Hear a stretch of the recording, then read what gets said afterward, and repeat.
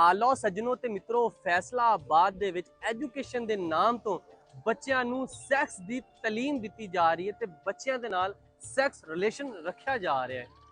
ਵਾਕਿਆ ਕੁਝ ਇਸ ਤਰ੍ਹਾਂ ਪੇਸ਼ ਆਂਦਾ ਹੈ ਕਿ ਜਨਾਬ 208 ਚੱਕ ਤੇ ਇੱਕ ਬੜਾ ਵੱਡਾ ਬ੍ਰਾਂਡ ਸਕੂਲ ਹੈ ਜਿਹਦੇ ਵਿੱਚ ਟੀਚਰ ਬੱਚਿਆਂ ਨਾਲ ਗਲਤ ਹਰਕਤਾਂ ਕਰ ਰਹੇ ਨੇ ਔਰ ਜਿਹੜੇ ਸਟੂਡੈਂਟ ਆ ਉਹ ਸਟੂਡੈਂਟ ਦੇ ਨਾਲ ਗਲਤ ਹਰਕਤਾਂ ਕਰ ਰਹੇ ਨੇ।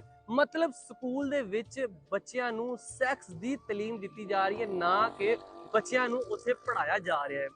ਜਨਾਬ ਵਾਕਿਆ ਕੁਝ ਇਸ ਤਰ੍ਹਾਂ ਪੇਸ਼ ਆਂਦਾ ਹੈ 208 ਚੱਕ, ਜਿਹਦੇ ਵਿੱਚ ਇੱਕ ਬੜਾ ਵੱਡਾ ਸਕੂਲ ਹੈ। ਸਕੂਲ ਦਾ ਨਾਮ ਮੈਂ ਦੱਸਾਂ ਜਨਾਬ, ਐਫ ਤੋਂ ਸਕੂਲ ਦਾ ਨਾਮ ਸ਼ੁਰੂ ਹੁੰਦਾ ਹੈ। 208 ਚੱਕ ਦੇ ਰੋਡ ਤੋਂ ਤੁਸੀਂ ਅੰਦਰ ਜਾਓਗੇ ਤੇ ਵੱਡੀਆਂ ਵੱਡੀਆਂ ਬਿਲਡਿੰਗਾਂ ਤੁਹਾਨੂੰ ਨਜ਼ਰ ਆਣਗੀਆਂ। ਜਨਾਬ ਉਹਦੇ ਵਿੱਚ ਜਿਹੜੀ ਟੀਚਰ ਦਾ ਨਾਮ ਤੁਹਾਨੂੰ ਮੈਂ ਦੱਸਦਾ ਜਾਵਾਂ, ਉਹਦਾ ਨਾਮ ਐਚ ਤੋਂ ਸ਼ੁਰੂ ਹੁੰਦਾ ਹੈ। ਜਿਹੜੇ ਉਸਾਜ਼ਾ ਨੇ ਉਹਨਾਂ ਦਾ ਨਾਮ ਸ਼ੁਰੂ ਹੁੰਦਾ ਹੈ ਜ਼ੈਡ ਤੋਂ ਤੇ ਏ ਤੋਂ।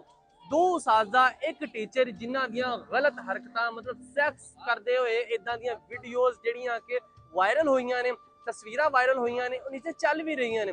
ਬੜੇ ਅਫਸੋਸ ਦੀ ਗੱਲ ਹੈ ਕਿ ਫੈਸਲਾਬਾਦ ਦੇ ਵਿੱਚ ਐਜੂਕੇਸ਼ਨ ਦੇ ਨਾਮ ਤੋਂ ਛੋਟੇ ਛੋਟੇ ਬੱਚਿਆਂ ਨੂੰ ਕਿਹੋ ਜਿਹੀ ਤਾਲੀਮ ਦਿੱਤੀ ਜਾ ਰਹੀ ਹੈ, ਜਿਨ੍ਹਾਂ ਕੋ ਮਤਲਬ ਕਰੋੜਾਂ ਰੁਪਈਆ ਫੀਸ ਜ਼ਿਆਦਾ ਦਿੰਦੇ ਆ, ਕਹਿੰਦੇ ਕਿ ਅਸੀਂ ਬੜੇ ਵੱਡੇ ਬ੍ਰਾਂਡ ਸਕੂਲ ਦੇ ਵਿੱਚ ਆਪਣੇ ਬੱਚਿਆਂ ਨੂੰ ਪੜ੍ਹਾਉਣਾ ਹੈ।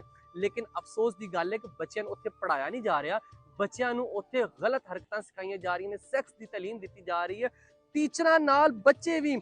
ਤੇ ਜਨਾਬ ਇਹਨਾਂ ਦਾ ਇੱਕ ਬਾਕੂ ਟੂਰ ਗਿਆ ਸੀਗਾ, ਟੂਰ ਦੇ ਵਿੱਚ ਤੁਸੀਂ ਜ਼ਰਾ ਵੇਖੋ ਜਿੱਦਾਂ ਕਲੱਬ ਦੇ ਵਿੱਚ ਮਤਲਬ ਨਸ਼ਾ ਕਰਕੇ, ਨਾਲ ਸ਼ੀਸ਼ੇ ਸ਼ੂਸ਼ੇ ਵੀ ਪਏ ਹੋਏ ਆ, ਨਸ਼ਾ ਕਰਕੇ ਬੱਚੀਆਂ, ਬੱਚੇ, ਟੀਚਰ, ਉਸਾਦ ਸਾਰੇ ਦੇ ਸਾਰੇ ਇਦਾਂ ਭੰਗੜੇ ਪਾਉਂਦੇ ਪਏ ਨੇ। ਮਤਲਬ ਕਿ ਕਿਹੜਾ ਸਕੂਲ ਆ, ਕਿਹੜੀ ਐਜੂਕੇਸ਼ਨ ਦਿੱਤੀ ਜਾ ਰਹੀ ਹੈ ਫੈਸਲਾਬਾਦ ਦੇ ਵਿੱਚ। ਬੜੇ ਅਫਸੋਸ ਦੀ ਗੱਲ ਹੈ।